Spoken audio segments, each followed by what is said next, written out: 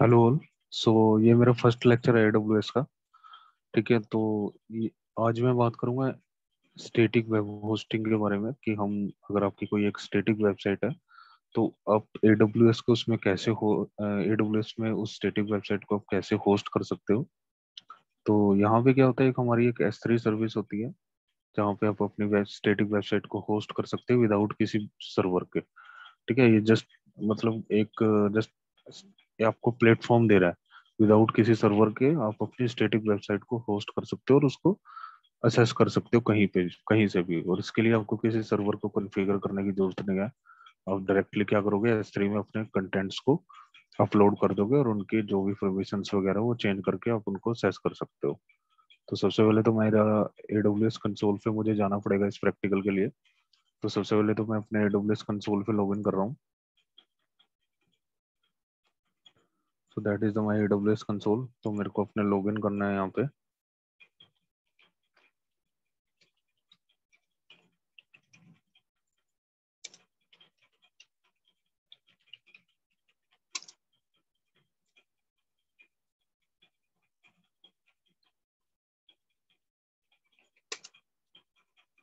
And password.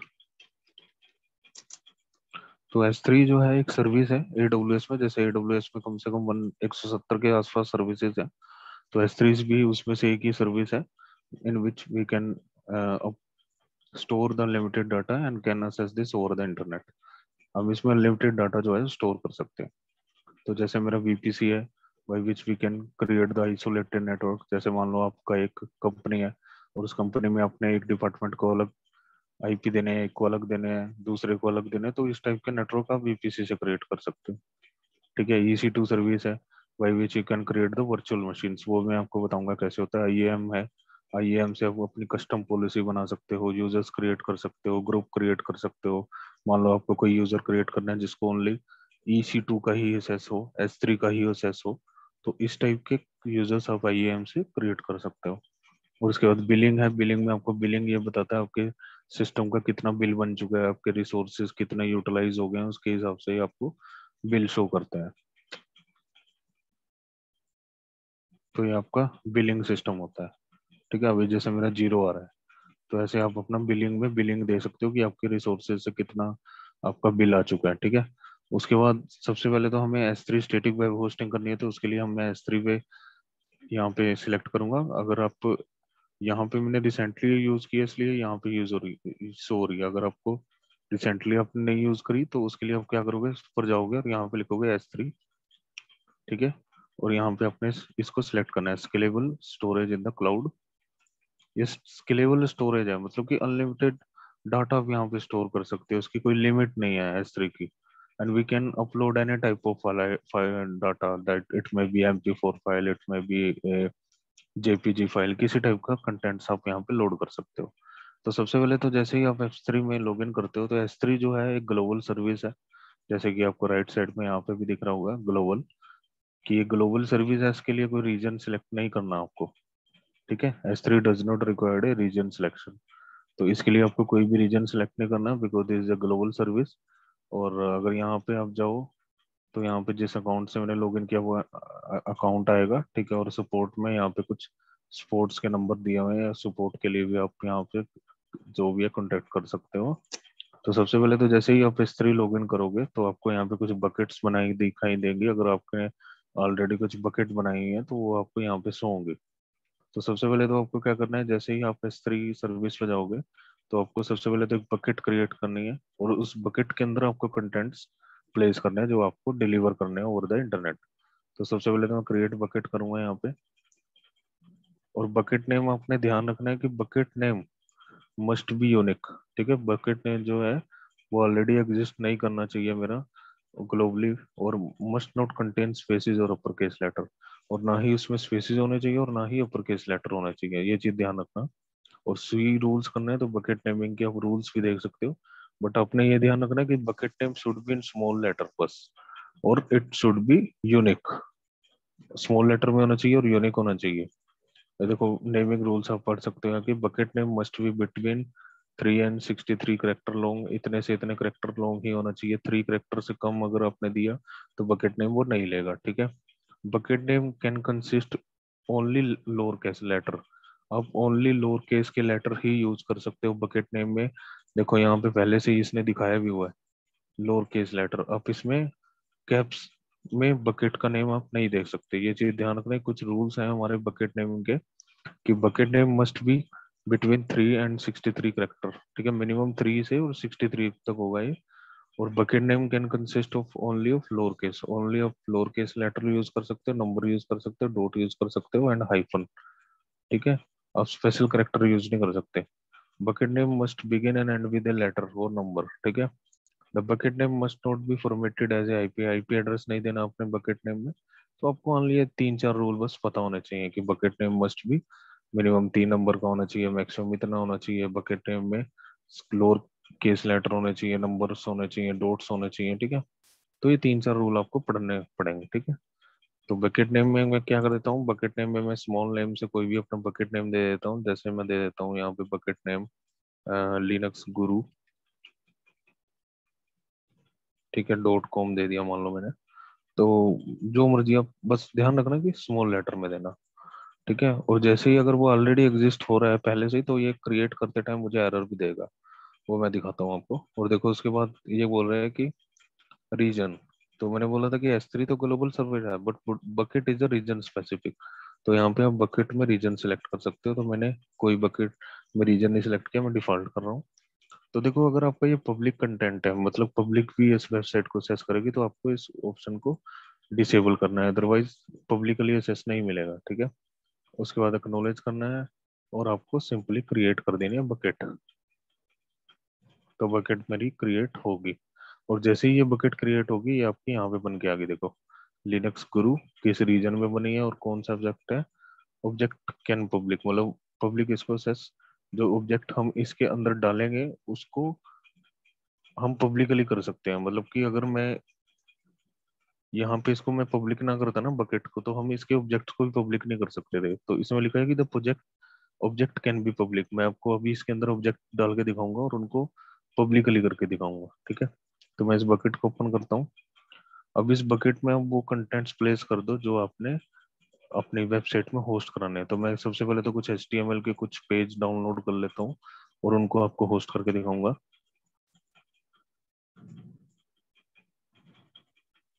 तो अगर आपको प्रैक्टिस करनी है तो आप इंटरनेट से जो भी आपके HTML कुछ जो पेज होते हैं ये आप डाउनलोड कर सकते हो। जैसे कोई भी वेबसाइट, यहाँ से आप उसके कंटेंट्स आपको जो है मिल जाएंगे।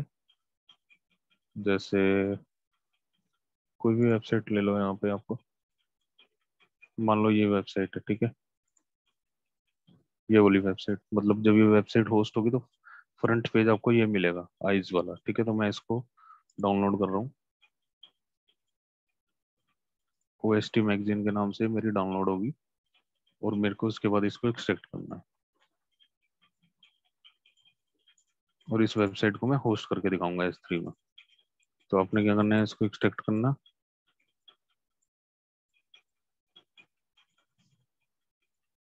Yes to all. तो OST फोल्डर में जाना है। ये कंटेंट्स आ गए देखो मेरे। ठीक है, तो इन कंटेंट्स को मुझे ड्रैग एंड ड्रॉप करके यहाँ पे डालना है, इधर। ठीक है, कहाँ पे, S3 के अंदर, बकेट के अंदर, बकेट के अंदर अपलोड करना है। तो मैं क्या करूँगा, ड्रैग एंड ड्रॉप कर दूंगा इन कंटेंट्स को। ठीक है, तो मैं OST मैगजीन में गया, इनको मैंने सिलेक्ट किया और मैंने सिंपली यहाँ से देखो ड्रैग एंड ड्रॉप किया। तो जैसे ही ड्रैग एंड ड्रॉप हुए उसके बाद इनको अपलोड कर दिया। तो अपलोडिंग में कुछ टाइम लगता है, अगर मान लो कंटेंट्स ज़्यादा है, वेबसाइट हैवी है। ठीक है, तो उतनी ही टाइम उसको अपलोड होने में लगेगा। तो मेरे कम ही थे कंटेंट, इसके लिए ये जल्दी जल्दी अपलोड हो गया। तो जैसे ही अपलोड होगा उसके बाद हमें क्लोज करना है। देखो मेरे सारे कंटेंट्स अपलोड हो गए। अब आपको ना एक फीचर होता है बकेट में जो बाय डिफॉल्ट हमारा इनेबल नहीं होता, वो होता है S3 स्टैटिक वेब होस्टिंग का। तो S3 स्टैटिक वेब से होस्टिंग के हमारे फीचर को हमें इनेबल करना पड़ेगा। प्रॉपर्टीज में जाना है आपको और प्रॉपर्टीज में आपको सबसे नीचे जाना है। यहाँ पे हमारा एक फीचर होगा ST स्टैटिक वेब होस्टिंग। तो अगर आप स्टैटिक वेबसाइट होस्ट कर रहे हो तो ये फीचर आपका इनेबल होना चाहिए, अदरवाइज आपकी वेबसाइट होस्ट नहीं होगी। तो मैं एडिट में जाऊंगा और इसको इनेबल कर दूंगा। ठीक है, ये बोल रहा है कि पहला पेज कौन सा होगा, मैं बोलता हूँ index dot H T M L. अगर पेज नेम दूसरा है तो वो भी दे सकते हो। एरर, एरर पेज है नहीं है, ठीक है। Save changes. ठीक है, और जैसे ही आप इसके वर्जन को, जैसे इस फीचर को इनेबल करते हो ना, तो क्या करता है ये हमें एक यूआरएल दे देगा जिससे कि मैं उस वेबसाइट को एक्सेस कर सकता हूँ। तो स्टैटिक वेबसाइट होस्टिंग में गई तो देखो इसने मुझे एक यूआरएल दिया, मतलब कि इस यूआरएल से मैं अपनी वेबसाइट अब एक्सेस कर सकता हूँ वर्ल्ड वाइड। तो मैं इसको कॉपी कर रहा हूँ और मैं यहाँ पे इसको ओपन कर रहा हूँ। तो देखो मुझे एरर आ गया 403 मिडन। तो एरर आपको जब भी आता है तो क्या करना है, आपने अपने ऑब्जेक्ट्स में जाना है। ठीक है, और अपने ऑब्जेक्ट्स को पब्लिक कर देना है, क्योंकि बकेट को तो मैंने पब्लिक किया हुआ है बट ऑब्जेक्ट्स को नहीं किया। तो इन सभी ऑब्जेक्ट को मैं जो है सिलेक्ट करूंगा, एक्शंस में जाऊंगा और मेक पब्लिक का आपको यहाँ पे एसेस दे देना है, मतलब इसको पब्लिकली कर दो। देखो, when public read access is enable then anyone in the world can access the specified. तो कोई भी वर्ल्ड में इनको एसेस कर सकता है, मेक पब्लिक। तो जैसे ही आपने पब्लिक एसेस दिया और मैं यहाँ पे जाके रिफ्रेश करूंगा अगर इस पेज को, तो देखो मेरी वेबसाइट ओपन हो गई। देख रहे हो, ये मेरी वेबसाइट ओपन हो गई प्रॉपर। ठीक है, मैं एक और वेबसाइट आपको होस्ट करके दिखा देता हूँ जल्दी जल्दी।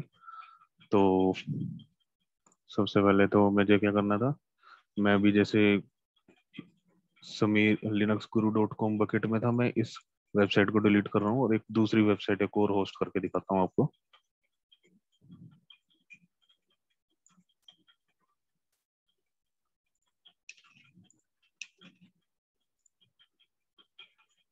ठीक है, देखो अभी कोई ऑब्जेक्ट नहीं है यहाँ पे।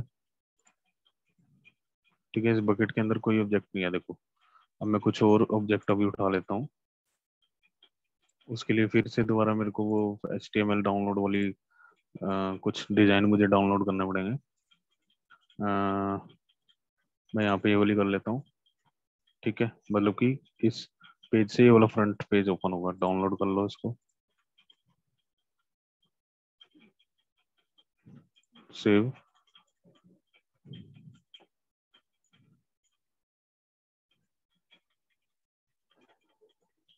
सेव के बाद मैं इसको एक्सट्रैक्ट कर लेता हूँ।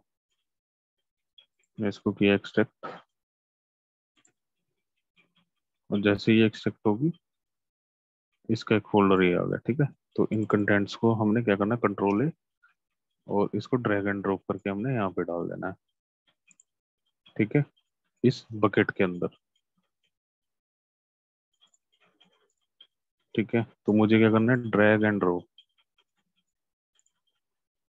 तो मैं क्या करूंगा, यहाँ से उठाऊंगा और इसको यहाँ पे ड्रॉप कर दूंगा बस।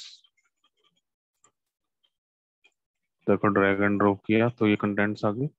अब क्या करना है, इन सभी कंटेंट्स को सिलेक्ट करना है और इनको अपलोड करना है। और जैसे ही ये अपलोड होंगे,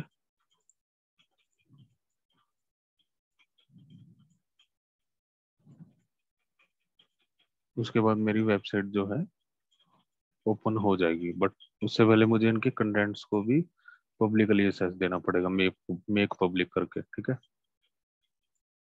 अभी देखो कंटेंट्स तो मैंने अपलोड कर दिए, बट अगर मैं इसके एड्रेस से इसको ओपन कर रहा हूँ ना, जब देखो क्लोज किया मैंने, और जो मेरा एड्रेस है वेबसाइट ओपन किससे होगी वो मुझे मिलेगा लास्ट में, S3 स्टैटिक वेब होस्टिंग के यहाँ पे। यहाँ पे मैंने इसको कॉपी किया, ओपन करा है। इस एड्रेस से मेरी वेबसाइट ओपन होनी चाहिए। तो देखो मुझे एरर आ गया 403। ये एरर आपको जब भी आता है ना तो आपने क्या करना है, ऑब्जेक्ट्स में जाना है यहाँ पे, और जितने भी आपके ऑब्जेक्ट थे ना ये वाले, इनको पब्लिक का एक्सेस नहीं दिया आपने, वो पब्लिक का एक्सेस आपको देना पड़ेगा। एक्शंस में जाना है और आपने इसको मेक पब्लिक कर देना है बस, कि पब्लिकली एक्सेसिबल हो जाए। कि when public read access is enable तो anyone in the world can access the specified object, कोई भी इनको एक्सेस कर सकता है। मेक पब्लिक मैंने जैसे ही किया, और अगर आप जाके इस पेज को रिफ्रेश करोगे तो देखो मेरी वेबसाइट ओपन होगी। देखो कोई इसमें कोई प्रॉब्लम नहीं आ रही, मेरी एकदम फर्स्ट क्लास वेबसाइट ओपन हो रही है। सो this is a static web hosting with the help of S3। कोई मैंने सर्वर नहीं कॉन्फ़िगर किया, कोई मैंने पैकेज नहीं इंस्टॉल किया, मुझे डायरेक्टली इन्होंने वेबसाइट होस्ट करके दे दी। So this is a feature of AWS। ठीक है, this is the feature of platform as a service. क्यों हम क्लाउड पे जा रहे हैं, इसी कारण हमें क्लाउड पे जा रहे हैं क्योंकि काफी चीजें क्लाउड ने आसान कर दी है। ठीक है, so that is the feature of the S3 service of AWS।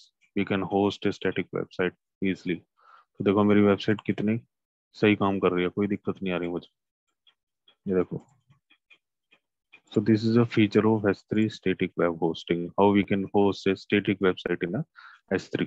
तो ऐसे हम एक स्टैटिक वेबसाइट होस्ट कर सकते हैं S3 में। सो अगर आपको इस लेक्चर में कोई भी डाउट हो, मेरे को कमेंट में पूछ लीजिए, मैं आपके सारे डाउट इसके क्लियर कर दूंगा।